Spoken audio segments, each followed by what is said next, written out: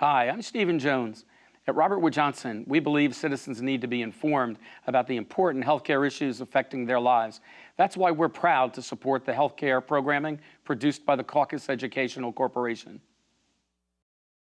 Funding for this edition of One-on-One with Steve Adubato has been provided by New Jersey Manufacturers, the Robert Wood Johnson Foundation, Robert Wood Johnson University Hospital, the heart of academic medicine, QualCare Inc., a local managed care company covering 750,000 New Jersey residents, the law firm of Gibbons, P.C., United Airlines, and by New Jersey Natural Gas, proud to support education in our communities. Promotional support provided by NJ.com, small news, big news, true Jersey. And by NJ Biz, all business, all New Jersey. This is One-on-One. When you first heard that they were doing Charlie Rose and Gayle King, didn't you go, what? People like laughing at others, so I don't mind if the other is me. See, you go right into the character. That's what it is. I'm bringing families together a half an hour each week. Man, I'm doing something special. And so I do feel successful.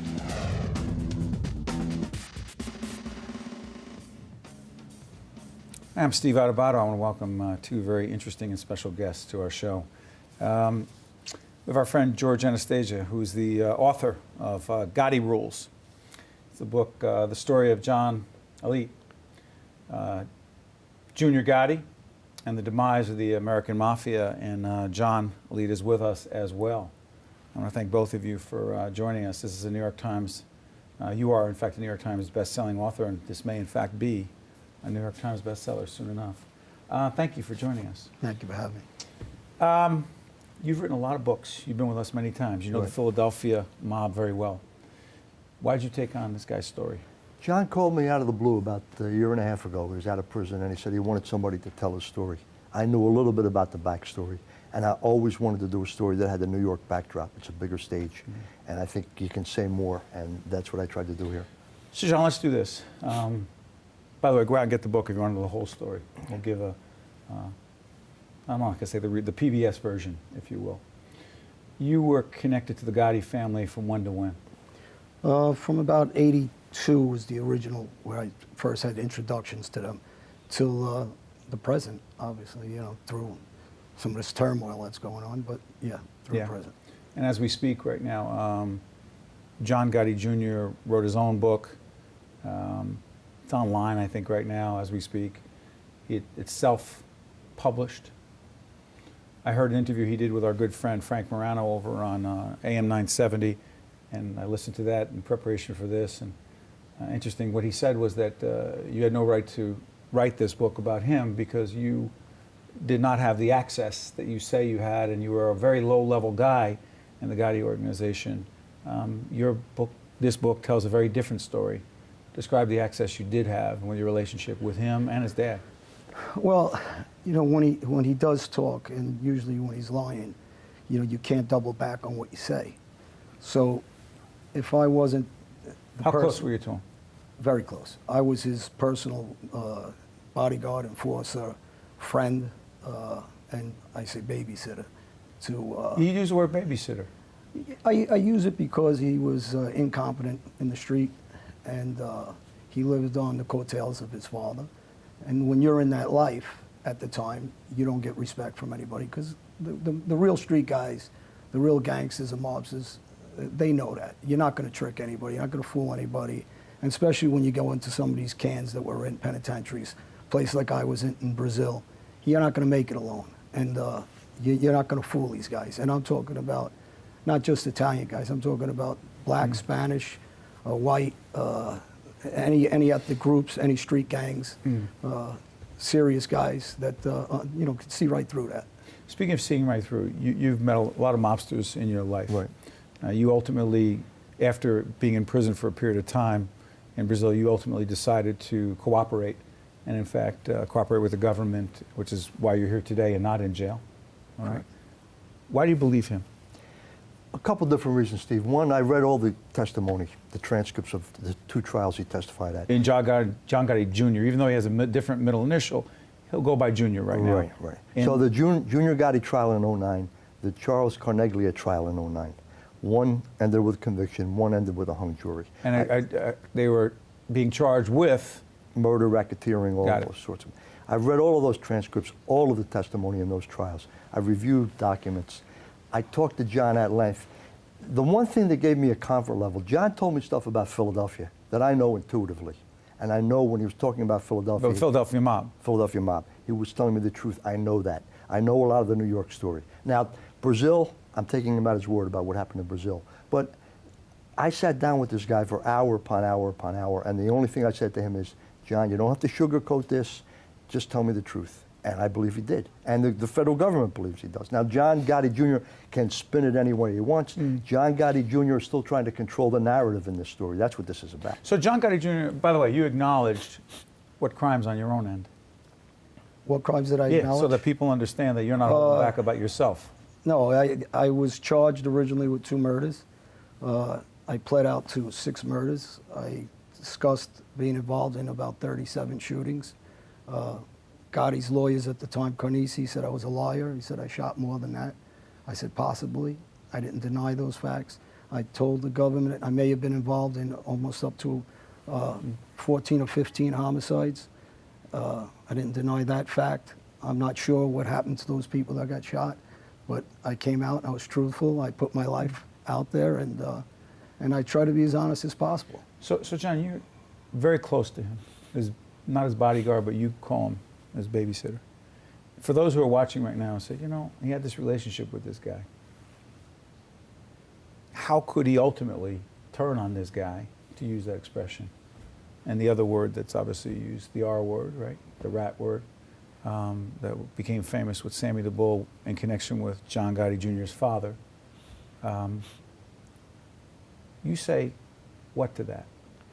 I say that he has, or he tried to have, the audacity to go on 60 Minutes 3 times, stand on the courthouse steps, and say he's not a rat. That he's not a rat? That he's not a rat.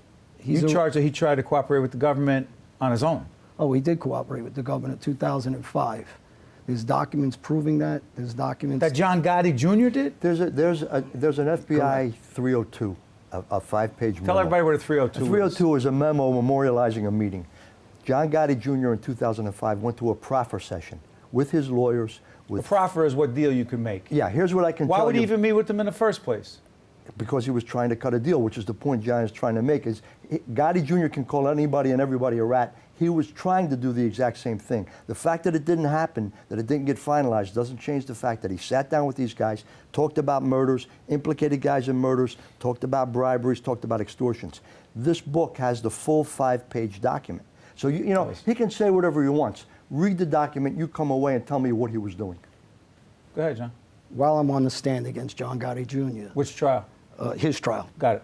I called him Whitey Bulger several times. You got to understand Whitey Bulger, the case the government was looking for Whitey Bulger, the mob up in, well, not the mob, organized crime activities up in the Boston areas. Why would you call him Whitey Bulger? Because Whitey Bulger was caught being a double dipper. He's working the streets. Yeah.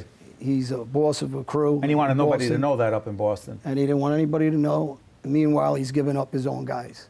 John Gotti Jr. did the same thing. He went into the government, and he didn't consummate that deal for a number of reasons. Possibly they asked him to get on a stand. He didn't want to get on the stand. Possibly they asked him to give up money that he had. It could have been 1,000,001 answers. And possibly they didn't believe him, Steve. That's the other thing. That he wasn't credible. That he wasn't entirely truthful. You know, there's a lot of different reasons why that deal didn't happen. But while I'm in those penitentiaries in Brazil, and those are serious penitentiaries, I'm fighting for my life, I call home, and I get messages that his own lawyer, Charlie Canisi, gave up information to a skipper in our family that John Gotti Jr. Somebody who was high-level person in the Gambino family. In the Gambino family. The Gambino family, one of the 5 original families that the Gotti family ran. At that point, it was John Jr. running the family. Correct. And that skipper was, this attorney, Charles Canisi, was very close to the skipper at the time. He wasn't John Gotti Jr.'s attorney while he profited. He took that information, flew to Florida, and handed it over to a captain there, who turned it over and handed it to administration. Our administration, when I was calling back and forth from prisons from smuggled phones to help Ronnie One-Arm Trujillo beat his case in Florida, that information, when I told them to look and talk to John Gotti Jr., they gave me that information and supplied paperwork to... John, you're saying the guys, high-level guys, in the Carlo Gambino crime family knew that John Gotti Jr. was cooperating, or his lawyer was trying to cooperate with the government? Correct. And then why is he walking around? Multiple reasons for that also. There's paperwork out on John Gotti Jr. that implicates certain guys that went to prison for what he was debriefing about. Yeah. Now, these guys copped pleas and did different things because they knew he was in, cooperating. Not only that, there's certain other information that could be out there about certain guys. So the exposure of killing him, every one of these guys are on 302s. Yeah. Other guys are possibly on 302s. He's in the limelight. They put themselves out there at that time and catch another murder case. Guys, sorry for interrupting you, John. Yeah. Let me ask you this. For a lot of people who say, you know, this is too inside. You know, it's a world that doesn't exist anymore in the same way it used to, which is true, with RICO and the RICO statutes and a lot of other things. George, let me ask you this. This book is relevant. Why? Beyond, is it John's story that makes it relevant? No, I think what I hope the book does is deconstruct the myth of the Gottis. The myth of the Gottis. Well, didn't they have rules? Didn't they have rules? You couldn't sell drugs?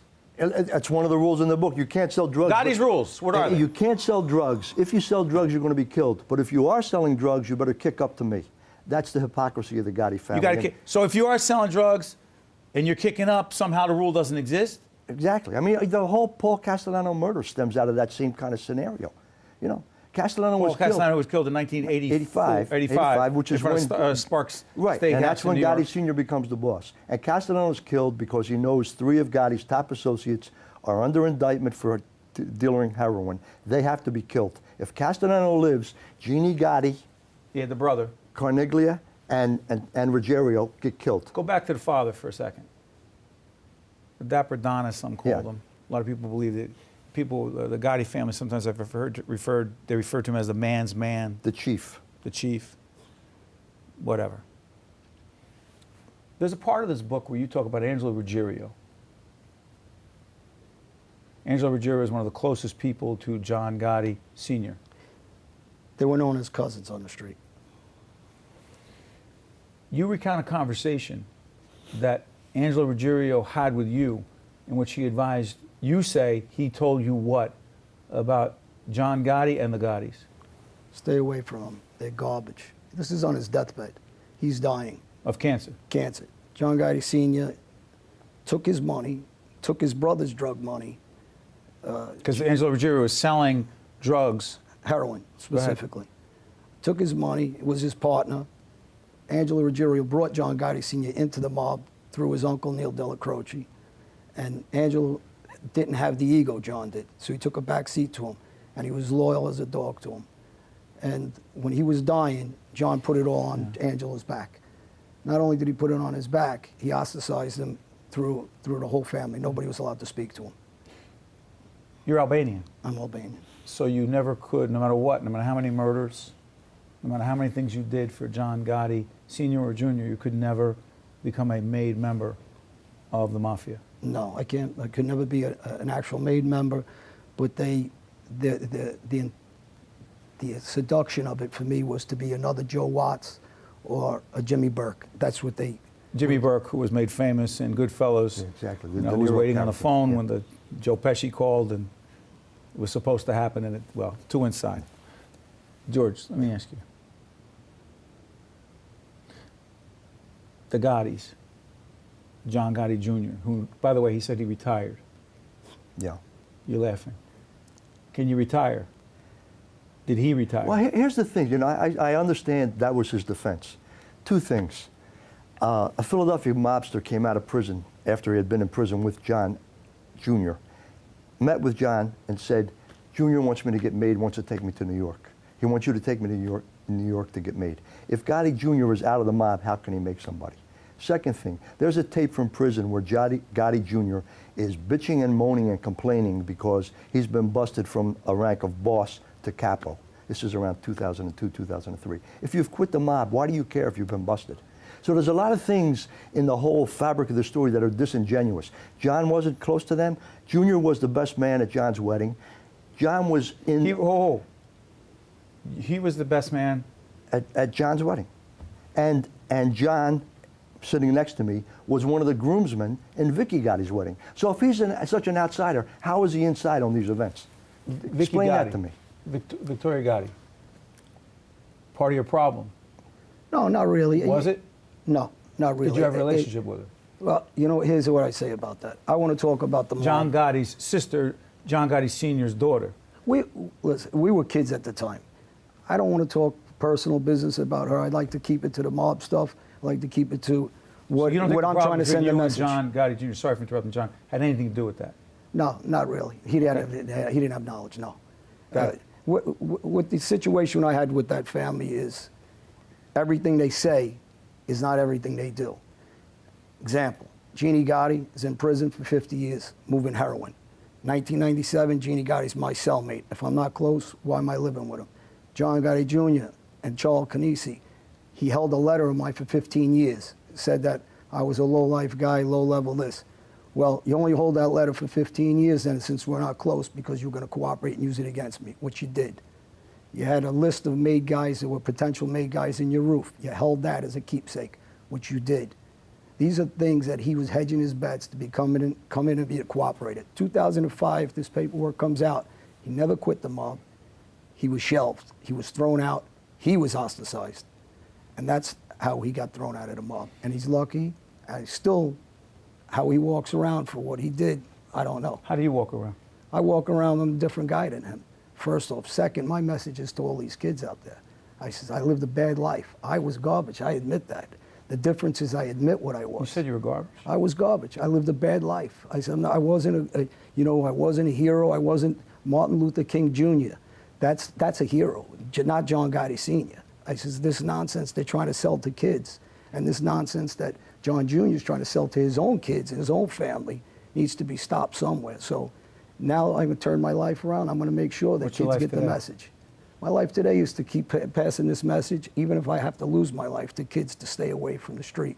That's lies, it's treacheries, it's things like this about John Gotti Jr., who's ratting, and he's letting the public believe he's some sort of hero along with his father. They're knights on a white horse. That's not the case. These guys are selling drugs. He's got an Uncle Vinny that raped and killed a girl. He's got an Uncle Pete Gotti that convicted somebody on a jury. The public doesn't know these things. Just before he was a made guy and their family hid it. Louis Bolletto went to jail because Pete Gotti had convicted him when he was a juror. So, the Philadelphia mob, yeah, the New York mob, and Jersey somewhere gets lost in the connection, right? Biggest difference. New York is the major leagues, Philadelphia's AAA. I mean, that's the way to look at it. And I think any other city is AAA. New York is the center of the universe in terms of the mob. It plays at a much higher level, much more dangerous, much more violent, many more players. But it's the same game. Yeah. John, finally, what would you want people to take away from this book? The biggest thing I want them to take away from this book is I don't blink when I talk. I says, and he does. And if you read that book, you'll get the meaning of him blinking all the time. Biggest regret? Biggest regret is this life. I says, and I'm going to teach kids not to make sure that they have the pain I suffered, my family, and especially the victims' families. So, I'm sorry for what I did. I'm going to try to get it back as best I can by passing this message to other kids, not to listen to this. This is crap. You have guys, small-level guys like Jimmy Catacamos out there that goes into suicide watch for 6 weeks, and he wants to walk around like a tough guy. That's a low-level guy, but I can go through all of them the same way. It's not as it's not glamorous like everybody said. No, they're not there. Yeah. John, I want to thank you for joining us. George is going to actually stay, and we're going to talk a little bit about the impact of all this glorification, if you will, of organized crime on Italian-American reputation and culture in our country. Thank you. Thank you very much. Just stay right there, man. Thank you. Okay. We'll be right back right after this. To see more one-on-one with Steve Adubato programs, visit us online at steveadubato.org. If you would like to express an opinion, email us at info@caucusnj.org. Find us on Facebook at facebook.com/Steve Adubato PhD and follow us on Twitter at Steve Adubato.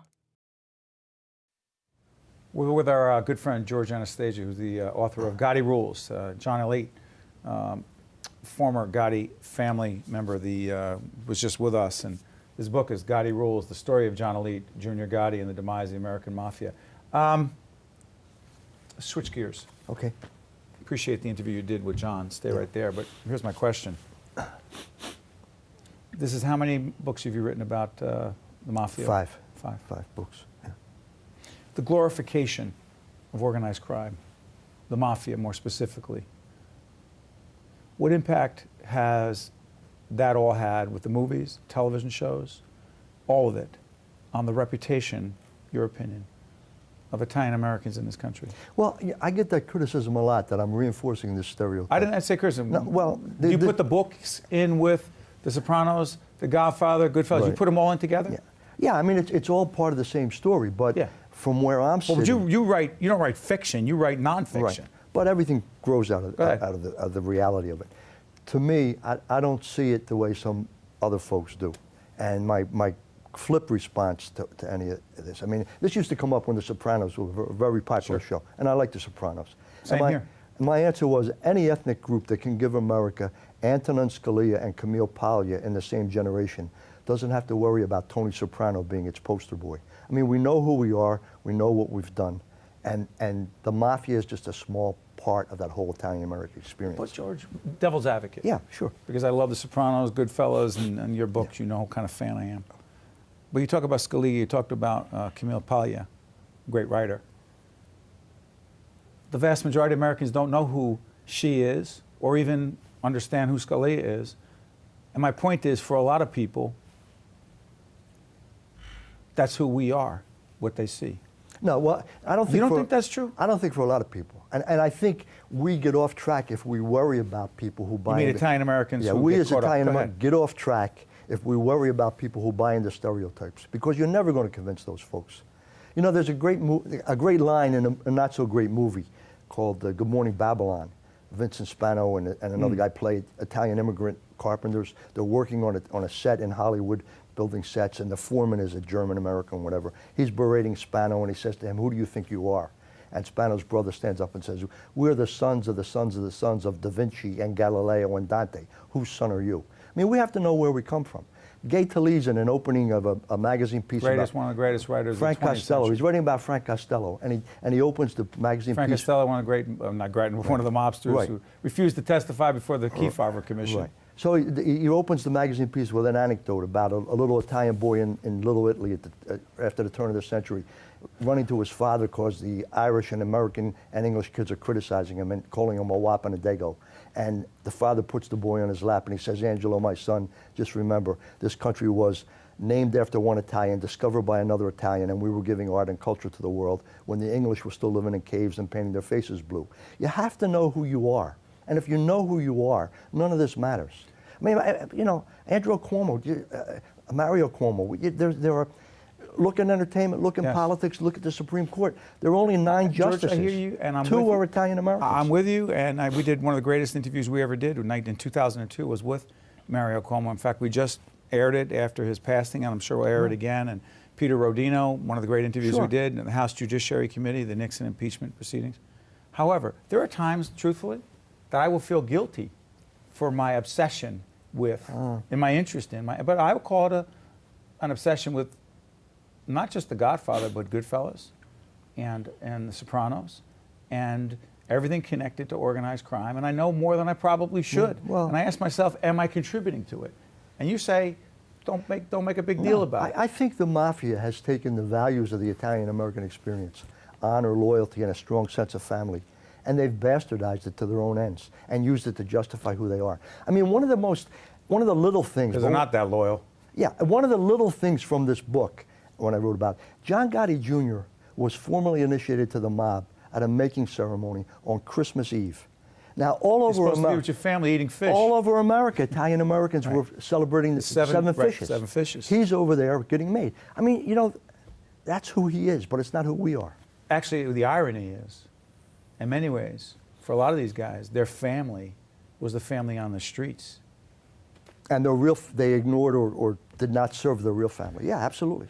It's very disingenuous, but they use the Italian-American culture, the Italian-American experience to kind of justify who they are. That's not who we are. And in Philly, right, which you know well, Italian-American culture, how strong today? South Philadelphia was the epicenter. It's no longer because everybody's going out to the suburbs. But yeah, it's, you know, you're identified by your parish, not by your street. That's right, by your parish. Yeah, that's the parish you're in. And by the church you go to. One of the oldest Italian-American churches in America is in South Philadelphia. So, you know, all of that's part of the culture that you come up with. And even when you go to the suburbs, you remember that. But I've always had to have this discussion, debate, whatever. I don't think I'm reinforcing a stereotype. I think I'm shining a light on the negative, small negative part of the experience, and we ought to know who it is, what it's about, and we ought to demystify it. And that's what I try to do. But finally, who you are as a writer, as a professional, so much of it is a product of being Italian-American. Oh, absolutely. I mean, I think, you know, the passion, the sense of caring, all of that comes from the Italian-American experience. Absolutely, I'm proud of that. I don't try to hide that. That's, I mean, I think, and over here talking like this, that's who I am. I can't do this when I'm writing. I got to type, but yeah, that's. Yeah, when you're learning public speaking, I teach public speaking. People say, "What do I do with my hands?" I say, "You use them." Yes, they're tools, right? You can put a time behind your back. Yeah, absolutely. Listen, I cannot thank you enough. You've been with us many times in public broadcasting, and I encourage people to read Gotti Rules, your 5th book, George Anastasia. You're one of the great, not just Italian-American writers, but one of the great writers in this country. And, thank you, Steve. You're welcome back anytime. Thank you. Thank you, Portner. Appreciate it. One-on-One with Steve Adubato has been a production of the Caucus Educational Corporation, celebrating over 25 years of broadcast excellence. Funding for this edition of One-on-One with Steve Adubato has been provided by New Jersey Manufacturers, the Robert Wood Johnson Foundation, Robert Wood Johnson University Hospital, Qualcare Inc., the law firm of Gibbons, P.C., United Airlines, and by New Jersey Natural Gas. Transportation provided by Airbrook Limousine, serving the metropolitan New York, New Jersey area. An aneurysm almost took my life. When I needed a heart transplant, survival rates mattered to me. An irregular heartbeat could have ended my life. I came to Robert Wood Johnson, and they repaired it through a hole smaller than a dime. But thanks to robotic technology at RWJ, I'm still here. That's why I chose RWJ. At Robert Wood Johnson, being the best means breakthroughs in cardiovascular care happen every day. RWJ and Robert Wood Johnson Medical School, the heart of academic medicine.